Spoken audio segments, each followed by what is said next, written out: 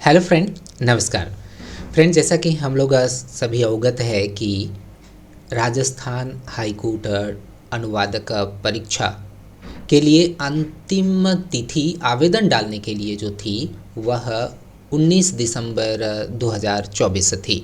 आशा करते हैं जो भी अभ्यर्थी इस परीक्षा में रुचि दिखाए थे, इस परीक्षा के लिए एलिजिबिलिटी रखते थे, अर्हता रखते थे, जो भी अभ्यर्थी अपने ही राज्य में राजस्थान में कार्य करना चाह रहे थे, एक अच्छी सैलरी के साथ एक कहा जाए पॉश जॉब प्राप्त करके आराम से अपने ही राज्य में नौकरी करने की चाह रखे हुए थे, वे इस परीक्षा के लिए आवेदन डाले ही होंगे और कमर कस भी लिए होंगे कि इस परीक्षा की किस तरह से तैयारी करें, रणनीति बना लिए होंगे।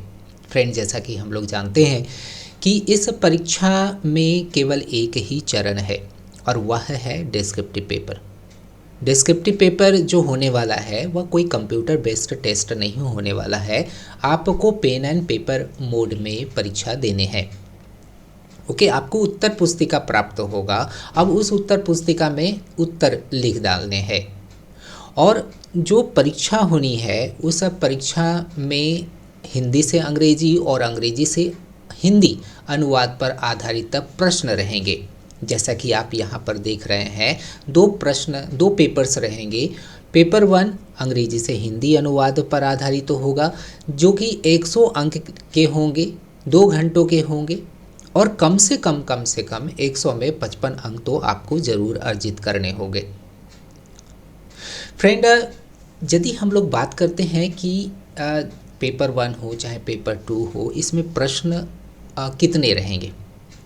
यदि हम लोग प्रीवियस ईयर पेपर्स की बात करें, जो प्रीवियसली जो लेक्चर लिए गए थे मेरे द्वारा राजस्थान हाई कोर्ट की परीक्षा के लिए, वो यदि नहीं देखे हैं तो ज़रूर देख लें। उसमें आपको प्रश्न का प्रारूप समझ में आ जाएगा और कहाँ से आपको अभ्यास के लिए उठाना है, रिकॉर्ड्स कहाँ से उठाने हैं और उसका फिर अनुवाद कैसे करना है, आपको जजमेंट्स के लिए कहाँ पर जाना है ताकि आप उसको डाउनलोड करके उस पर अभ्यास कर सके। इससे लेकर के मैंने काफ़ी विस्तार से प्रीवियस क्लास में चर्चा किया हुआ था। फ्रेंड्स, यदि हम लोग अब प्रीवियस ईयर पेपर की बात करते हैं तो उसमें हम लोग देखते हैं कि 3 प्रश्न रहते हैं। 3 प्रश्न में हो सकता है कि 2 जो प्रश्न हो वह 40-40 अंकों का हो और जो अंतिम प्रश्न अर्थात तीसरा प्रश्न होगा वो 20 अंक का होगा। इस तरह से 100 अंक बन जाता है। जो बड़े प्रश्न होंगे उसमें लगभग 400 से 450 शब्द वाला कोई एक अनुच्छेद होगा और उस अनुच्छेद का आपको अनुवाद करना है और 2-2 रहेंगे, अर्थात प्रत्येक पेपर में 800 शब्दों वाला 2 अनुच्छेद होगा और जो 20 नंबर वाला होगा वह लगभग 350 शब्दों में, 300 से 350 शब्दों में रहेगा। अर्थात प्रत्येक पेपर में आपको कम से कम 1100 शब्दों वाला अनुच्छेद करना होगा मिला जुला करके। अगर दोनों ही पेपर्स की बात करें तो 2200 शब्दों का आपको करीबन 2200 शब्दों का अनुवाद करना होगा 4 घंटों में मिला जुला करके। ठीक है, और जहाँ तक बात है मार्क्स को प्राप्त करने का, तो दोनों में आपको मिला करके जो cut off minimum cut off marks है, जैसा आप यहाँ पर देख रहे हैं 110 अंक तो लाने ही होंगे। फिर बाद में भी बताया जा रहा है कि एग्रीगेट मार्क्स दोनों को मिला करके मार्क्स, मान लीजिए एक में आप 70 ले आएँ, एक में थोड़ा सा कम लाएँ, लेकिन मिला जुला करके 120 अंक ले आते हैं, तब आपको क्वालिफाइड समझा जाएगा कि आप फिर उसमें हो सकता है कि उसमें से भी कुछ बच्चे छटें, है ना, लेकिन क्वालिफाई होने के लिए कम से कम 120 अंक तो मिला जुला करके लाने ही होंगे। और वो थोड़ा टेढ़ी खीर है। आप जब तक लीगल टर्म्स पर कार्य नहीं कर लेते हैं, जब तक आप लीगल मैगज़िन्स पर कार्य नहीं कर लेते हैं, जब तक आप लीगल ट्रांसलेशन से संबंधित आप दक्षता स्किल नहीं डेवलप कर लेते हैं, बहुत ही मुश्किल है 120 मार्क्स को अर्जित करना। हम लोग आज के इस सेशन में एक लीगल पैसेज को उठाएंगे और वो जो लीगल पैसेज होगा वह राजस्थान हाई कोर्ट के जजमेंट से ही मैंने उठाया है या रिकॉर्ड होगा, और उसी का ही हम लोग चलते हैं अनुवाद करने का प्रयास करेंगे और उसमें हम लोग सीखेंगे कि जो भी उसमें लीगल टर्म्स यूज्ड हुए हैं उसे हम लोग जानेंगे, समझेंगे, काफ़ी विस्तार से हम लोग विश्लेषण करेंगे उसका, ताकि ज़्यादा से ज़्यादा हम लोगों को सीखने के लिए मिले। तो लेट्स गेट स्टार्टेड। देखिए, यह आप लोगों का यहाँ पर एक पैसेज मैंने एक पैसेज जो लिया था उसको मैंने छोटे छोटे अंशों में तोड़ दिया है। देखिए इतना बड़ा ये पैसेज है, ठीक है। ज़्यादा बड़ा मैंने नहीं उठाया है क्योंकि काफ़ी समय लग जाता। चलते हैं एक एक करके इस पैसेज का हम लोग एनालिसिस करते हैं और ज़्यादा से ज़्यादा ग्रैस्प करने की कोशिश करते हैं। सबसे पहले हम लोगों को पढ़ लेना है कि यह है क्या चीज़, किस तरह के इसमें शब्दों का प्रयोग हुआ है, ठीक है। तो क्या है, इसके ऊपर भी है, ये एक छोटा सा अंश छूट गया था, यहीं से प्रारंभ हो रहा है हम लोगों का यह पैसेज।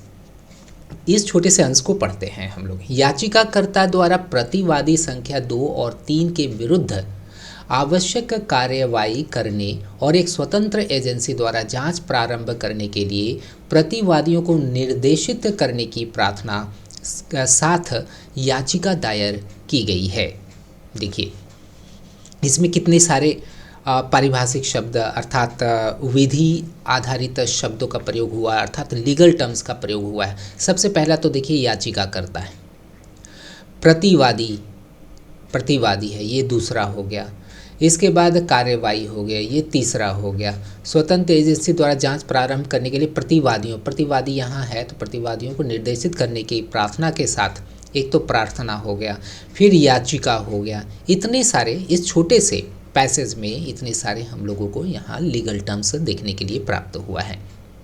सबसे पहले हम लोग क्या करते हैं कि इन सब का अंग्रेजी जान लेते हैं। आप लोग हो सके तो नोट करते चले जाएंगे क्योंकि काफ़ी इम्पॉर्टेंट है इस तरह के शब्द जो जिसकी पुनरावृत्ति होगी, that will definitely be repeated. Okay, तो इसे आपको लर्न करना है। याचिकाकर्ता को हम लोग अंग्रेजी में कहते हैं पिटिशनर, ठीक है, पिटिशनर। अब आप लोगों को यहाँ जानने की आवश्यकता है कि पिटिशनर का प्रयोग हम लोग निचली अदालत में करते हैं, लोअर कोर्ट में करते हैं, सिविल कोर्ट में करते हैं, कहाँ करते हैं, या उच्च न्यायालय में करते हैं या सुप्रीम कोर्ट में करते हैं, कहाँ पर करते हैं। सबसे पहले इसको अच्छी तरह से समझने के लिए चलते हैं अन्य तरह के वर्ड्स पर भी हम लोग विचार कर लेते हैं। पिटिशनर को ले लेते हैं, फिर रेस्पोंडेंट को ले लेते हैं, है ना। फिर तीसरा हम लोग ले लेते हैं प्लेंटिफ को ले लेते हैं, प्लेंटिफ।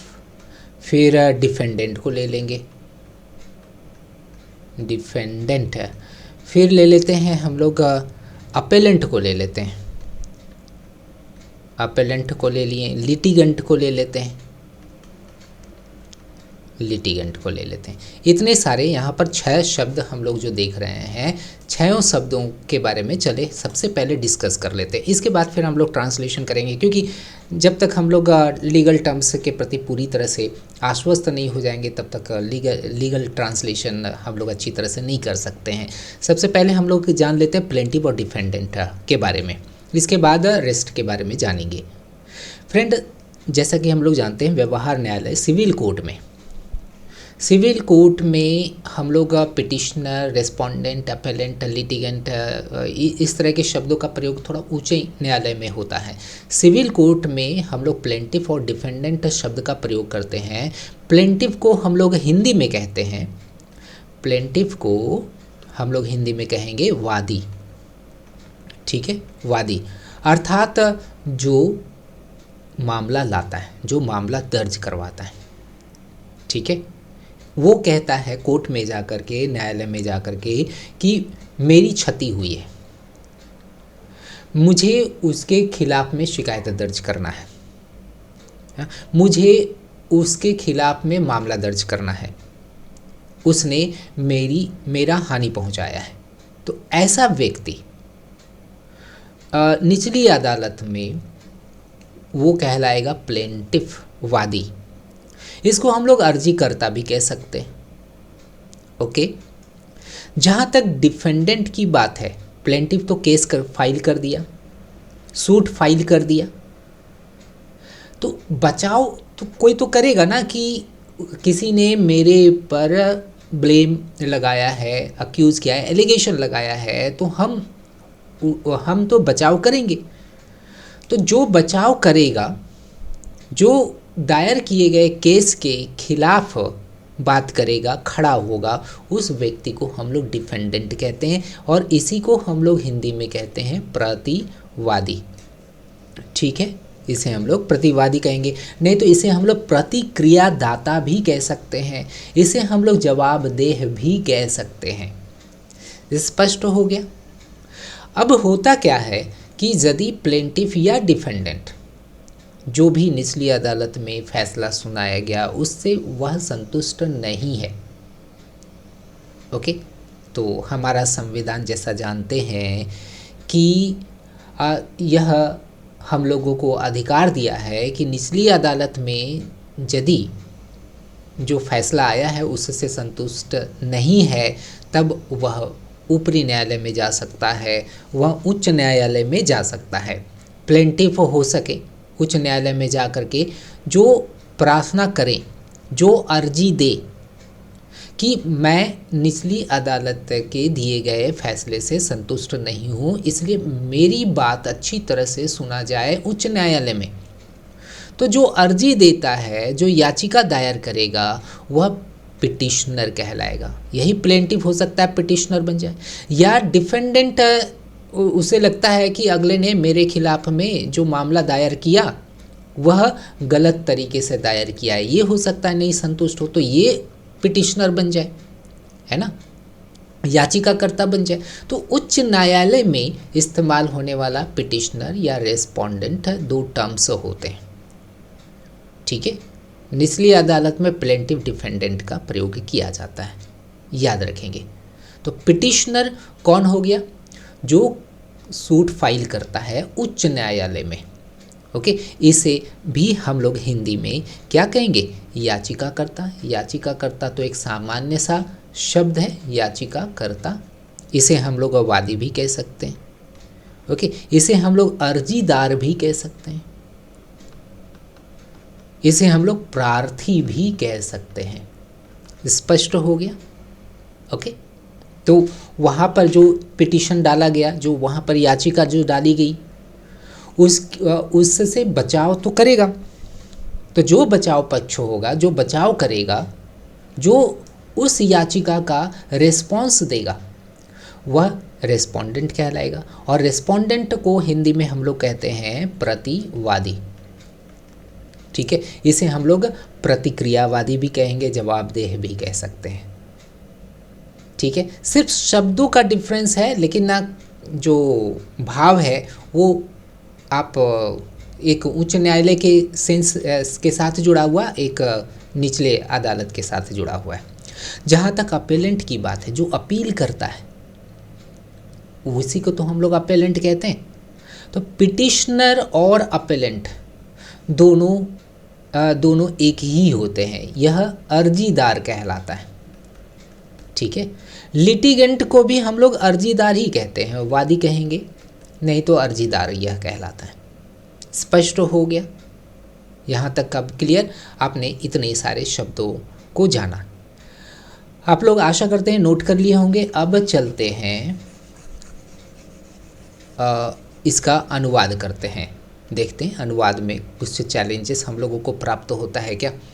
याचिकाकर्ता द्वारा प्रतिवादी संख्या 2 और 3 के विरुद्ध आवश्यक कार्रवाई करने और एक स्वतंत्र एजेंसी द्वारा जांच प्रारंभ करने के लिए प्रतिवादियों को निर्देशित करने की प्रार्थना साथ याचिका दायर की गई है। देखिए ध्यान दीजिएगा, अंग्रेजी से हिंदी से यदि आप अंग्रेजी में अनुवाद कर रहे होते हैं तब अंग्रेजी का वाक्य विन्यास, अंग्रेजी का structure, you must know of the structure of the English language. Subject के बाद आपको वर्ब रखना है, वर्ब के बाद ऑब्जेक्ट रखना है, ऑब्जेक्ट के बाद आपको अदर वर्ड्स रखना है, अदर वर्ड्स में सारे हमारे आ जाते हैं एडवर्ब्स। पहचान करना होगा, जब तक कि आप subject verb object other words की पहचान नहीं कर पाएंगे मुश्किल है। आप जैसे तैसे ट्रांसलेशन करके चाहेंगे कि मुझे नौकरी की प्राप्ति हो जाए, यह असंभव है। क्लियर हुआ? यहाँ पर हम लोग कैसे पहचान करेंगे? जो वर्ब है, सबसे पहले वर्ब को हम लोग फोकल पॉइंट मानेंगे, क्रिया को, और वो कौन सी क्रिया होनी चाहिए? जो टेंस बतलाता है, जो फाइनाइट वर्ब होता है। ओके, यहाँ पर फाइनाइट वर्ब कौन है? दायर की गई है। और ये कौन से वॉइस में? देखिए वॉइस यहाँ पर पता चल जा रहा है, पैसिव वॉइस में। कौन याचिका दायर किया है यह तो पता नहीं है, याचिका दायर की गई है। दायर की गई है, ये हैज़ बीन लगेगा, हैज़ बीन फाइल्ड, इस तरह से हो जाएगा, है ना, हैज़ बीन। अब किसको दायर किया गया है? पैसिव वॉइस में क्या या किसको से जब आप जवाब मांगते हैं तो वह सब्जेक्ट निकल करके आता है। ये सब्जेक्ट हो गया, ये हमारा फाइनाइट वर्ब निकल करके आ गया, इसलिए इसे सबसे पहले रखेंगे, इसके बाद इसे हम लोग रखेंगे, इसके बाद अन्य जितना भी चीज़ हम लोग देख रहे हैं यहाँ पर उसे हम लोग बाद में रख देंगे। चलते हैं, सबसे पहले हम लोग इसका काम तमाम करते हैं। यहाँ पर हम लोग कहेंगे याचिका दायर की गई, तो अ पिटीशन, याचिका के लिए हम लोग पहले से ही स्टडी कर चुके हैं। A petition has been, present perfect tense में। देखिए लीगल ट्रांसलेशन को करने के लिए आपको का बेसिक ट्रांसलेशन ठीक होना, तंदुरुस्त होना अति आवश्यक है। ये सामान्य ट्रांसलेशन से बहुत भिन्न है। Hope you have already got it. A petition has been filed, passive voice में आया इसलिए B+V3 फॉर्म आया, हैज़ बीन फाइल्ड। अब इसका तो ट्रांसलेशन हो गया, है ना, पिटीशन हैज़ बीन फाइल्ड। अब किसके द्वारा, है ना, किसके द्वारा? देखिए याचिकाकर्ता द्वारा है। अब petition has been filed by the petitioner, है ना, बाय द पिटिशनर। अब पैसिव वॉइस का यहाँ पर सीमा खत्म होता है, बाय द पिटिशनर। अब किस लिए किया गया, है ना, ये सब सारी चीज़ों को अब लास्ट में डालना शुरू कर देंगे। अब petition has been filed by the petitioner, याचिकाकर्ता के द्वारा याचिका दायर की गई है। अब किसके खिलाफ में? अब आगे हम लोग बढ़ेंगे, है ना। अब क्या है कि प्रतिवादी संख्या 2 और 3 के विरुद्ध आवश्यक कार्रवाई करने और एक स्वतंत्र एजेंसी द्वारा जांच प्रारंभ करने के लिए प्रतिवादियों को निर्देशित करने की प्रार्थना के साथ मतलब along with, okay, a petition has been filed by the petitioner which seeks, क्या ये हम लोग क्यों लगा रहे हैं with seeks? क्या ये डायरेक्शन which seeks directions, किसके पीछे से हम लोग चलेंगे? ओके, इधर से कर दिए, इसके बाद इधर से चलेंगे, फिर इधर ही से करते करते करते हम लोग पूरा यहाँ प्रतिवादी तक पहुँचेंगे, तब हम लोगों का ट्रांसलेशन यहाँ पर ख़त्म होगा। ओके, देखिए बहुत ही बारीकी से समझिए कि कैसे करके किया जा रहा है। विच सिक्स डिरेक्शन, किसको डिरेक्शन देने की बात हो रही है? विच सिक्स डिरेक्शन, प्रतिवादी को, है ना, प्रतिवादियों को निर्देशित करने की प्रार्थना के साथ। विच सिक्स डायरेक्शन टू दी, अब प्रतिवादी को हम लोग क्या बोलेंगे? जब पिटिशनर आ रहा है तब फिर तो हम लोग रेस्पोंडेंट्स शब्द का प्रयोग करेंगे, टू दी रेस्पोंडेंट्स। अब किस लिए?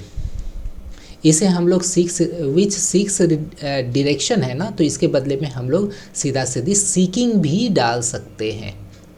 ओके, विच प्लस वर्ब का 5th फॉर्म बराबर वर्ब का 4th फॉर्म। तो इस तरह से भी हम लोग लिख सकते हैं, petition has been filed by the petitioner seeking direction to the respondents. स्पष्ट हो गया। इसे मैं यहाँ से हटाता हूँ, जगह मिल जाएगा लिखने के लिए। डायरेक्शन टू द रेस्पोंडेंट्स किस लिए, किस लिए? तो यहाँ पर आपको प्रश्न करके जो जवाब आ रहा है यहाँ पर आपको रख देना है। एक बार पढ़िए। याचिकाकर्ता द्वारा प्रतिवादी संख्या 2 और 3 के विरुद्ध आवश्यक कार्रवाई करने, देखिए किस लिए आवश्यक कार्रवाई करने और क्या करने, एक स्वतंत्र एजेंसी द्वारा जांच प्रारंभ करने के लिए। ये दो तो चीज़ तो आ गया, तो ये चीज़ हम लोग यहाँ पर लिख देंगे, ठीक है। Direction to the respondents to take actions, to take necessary actions, यही होगा ना, to take necessary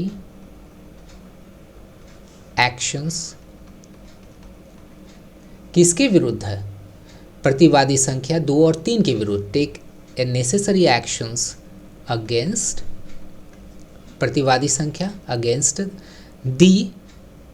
against the respondent, नहीं तो against respondent numbers, respondent numbers 2 and 3।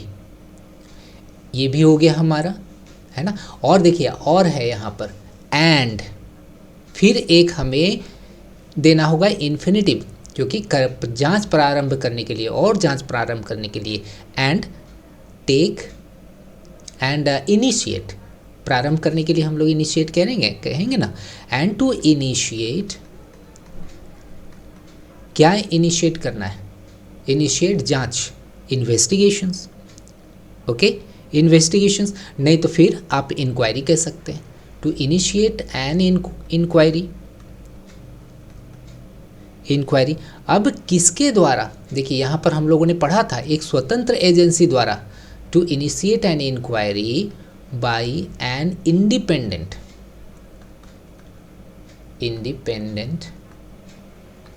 Agency.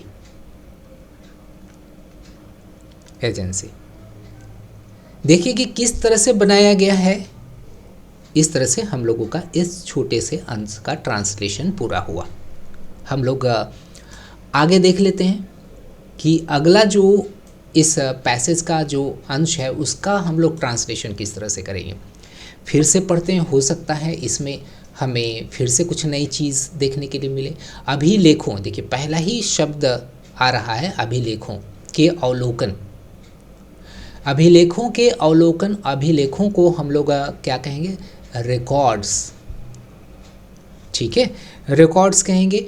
और अवलोकन किसको कहेंगे? अवलोकन को हम लोग जो न्यायालय में जो प्रयुक्त होता है अवलोकन के लिए वो होता है पेरूजल, ओके। पेरूजल का मतलब होता है कोई भी विशेष मामले को बहुत ही गहन से जांच करना को हम लोग पेरूजल कहते हैं।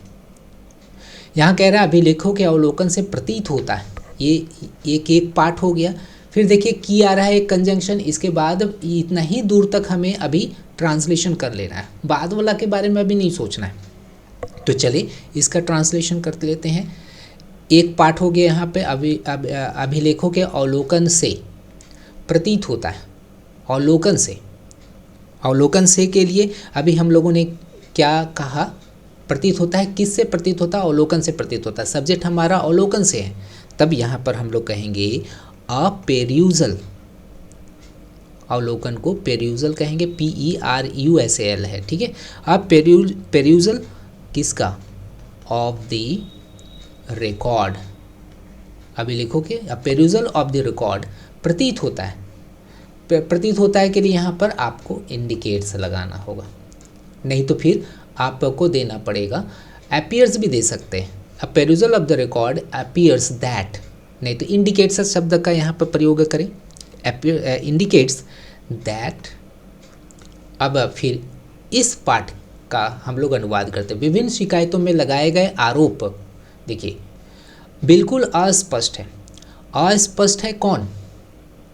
आरोप अस्पष्ट है, और आरोपों के बारे में और चर्चा कर रहा है कौन? विभिन्न शिकायतों में लगाए गए। कैसा आरोप? कैसा आरोप? तो विभिन्न शिकायतों में लगाए गए जो आरोप थे वो, ठीक है। दैट द एलिगेशंस, देखिए आरोप सिर्फ लगाया गया है, सिद्ध नहीं हुआ है। आरोप सिद्ध हो जाएगा तो वह कन्विक्शन कहलाएगा। स्पष्ट हुआ। आरोप को हम लोग यहाँ पर एलिगेशंस ही कहेंगे, अक्यूजेशंस नहीं। अक्यूजेशंस आप लगा सकते हैं, यहाँ एलिगेशन बहुधा प्रयुक्त होने वाला शब्द है। दैट द एलिगेशंस अब लगाया गया तो एलिगेशंस मेड, एलिगेशंस को मेक किया जाता है। एलिगेशंस मेड किस पर या किस तरह के विभिन्न शिकायतों में। That the allegations made in various, विभिन्न है इसलिए इन वेरियस कंप्लेंट्स। देखिए एक यहाँ पर मैं एक बात का साझा करना चाह रहा हूँ कि कंप्लेन और कंप्लेंट्स में अंतर होता है। कंप्लेन जो शब्द होता है वह प्योरली वर्ब होता है। हम लोग कह देते हैं ना उसके अगेंस्ट में कंप्लेन लिखाया गया, तो कंप्लेन नहीं लिखाया जाता है, कंप्लेंट लिखाया जाता है, ध्यान रखिए। तो यह नाउन है, यह एडजेक्टिव है, एडजेक्टिव के बाद आपको इस नाउन को रखना होगा। Made in various complaints is absolutely, subject क्या है, प्लुरल है, तो फिर तो आर लगाना पड़ेगा हम लोगों को, ठीक है। आर एब्सोल्यूटली वेग, यही होगा ना स्पष्ट के लिए। वेग लगा सकते हैं, नहीं तो अनक्लियर लगा सकते हैं। एब्सोल्यूटली वेग एंड मूलतः के लिए हम लोग क्या लगाएंगे, मूलतः मतलब एसेंशियली, ओके। मूलतः के लिए हम लोग जो शब्द देंगे एसेंशियली देंगे। ये सब शब्दों को आपको नोट डाउन कर लेना चाहिए। एसेंशियली प्रतिवादियों द्वारा किए गए विभिन्न कार्यों के संबंध में गबन से संबंधित सामान्य कथनों की प्रकृति की है। देखिए बड़ा ही टेढ़ा सेंटेंस है यह, है ना। एसेंशियली, अब इसमें सब्जेक्ट को आपको खोजना पड़ेगा कि सब्जेक्ट है कौन। सब्जेक्ट तो दरअसल तो यही है ना, दी एलिगेशंस ही है, ओके। एंड एसेंशियली आर कौन, यही एलिगेशंस है। मूलतः क्या है, किस तरह की प्रकृति का है, सामान्य कथनों के प्रकृति का है, यही हो गया ना। आर इन दी नेचर, आप प्रश्न करते चले जाएंगे, जवाब ये हिंदी वाला देते चले जाएगा। Are in the nature of सामान्य कथन, ऑफ जनरल स्टेटमेंट्स। पीछे से चलेंगे, देखिए कैसे करके किया जा रहा है। Are in the nature of general statements, ये हो गया सामान्य कथनों की प्रकृति है। किससे संबंधित, के संबंध में, किस चीज़ के संबंध में, इन रिलेशन टू द डिफॉल्केशन। गबन को हम लोग अंग्रेजी में क्या कहते हैं, डिफॉल्केशन कहेंगे, एम्बेजलमेंट कहेंगे। इसके पहले वाले मेरे ख्याल से जस्ट इसके पहले जो मैंने एक लेक्चर लिया हुआ था छत्तीसगढ़ हाईकोर्ट ट्रांसलेटर एग्ज़ाम में, तो वहाँ पर गबन के बारे में, डिफॉल्केशन, एम्बेजलमेंट और किन और तरह के जो फ्रॉड्स होते हैं, गबन भी तो एक तरह का फ्रॉड है, एक तरह का कपट है, और अलग अलग तरह के होते हैं। तो अलग अलग तरह के कपट से संबंधित शब्द निर्धारित किया गया है, आपको उसकी जानकारी रखना है। Of general statements in relation to, या आप कह सकते हैं pertaining to. In relation to के बदले में आप कह सकते हैं स्टेटमेंट्स पर्टेनिंग टू, या आप कह सकते हैं रिलेटिंग टू, ठीक है। रिलेटिंग टू किस से, ये डिफॉल्केशन, गबन से संबंधित डिफॉल्केशन। अब है के संबंध में विभिन्न कार्यों, गबन से संबंधित विभिन्न कार्यों के संबंध में। यहाँ पर डिफॉल्केशन इन रिलेशन टू, इसमें भी एक में ऐसा करिए, देखिए दो बार हम लोग इन रिलेशन टू का प्रयोग करेंगे, थोड़ा सा सुनने में अच्छा नहीं लगेगा, तब यहाँ से हम लोग इन रिलेशन टू को हटा देंगे, ओके। तो इस तरह से हम लोग देंगे of general statements pertaining to या relating to the defalcation, the जरूर लगाएंगे, the defalcation in relation to the to various, various क्या कार्य है, तो various activities, in relation to the various activities, activities एक तरीका है बनाने का। और देखिए सभी में एक ही तरीका हम लोग अपना रहे हैं, ये तरीका है, और जो इस तरीके को समझ गया वो उसके लिए आसान हो जाएगा। द वेरियस एक्टिविटीज़ ऑफ या वेरियस एक्टिविटीज़ डन बाय किसके द्वारा, डन बाय प्रतिवादियों द्वारा, done by the respondents, respondents. इस तरह से इसका हम लोगों ने ट्रांसलेशन कर लिया, स्पष्ट हो गया। और हम लोग आगे देख लेते हैं अगला क्या है हम लोगों के पास, स्वीकृत रूप से। स्वीकृत रूप से का हम लोग क्या ट्रांसलेशन करेंगे, स्वीकृत रूप से मतलब सभी कोई इस चीज़ को जानते हैं। इस तरह की शिकायतों की जांच स्वीकृत रूप से नोविंगली नहीं, एक्नोलेजेडली कह सकते हैं हम लोग यहाँ पर, ओके, एक्नोलेजेडली, एक्नोलेजेडली ये एडवर्ब हो गया। इस तरह की शिकायतों की जांच, इस तरह की शिकायतों की जांच, the inquiry, the investigation of this kind, ऐसे हम लोग लगा सकते हैं, ओके। इस तरह की शिकायतों की जांच, the inquiry of this kind of complaints,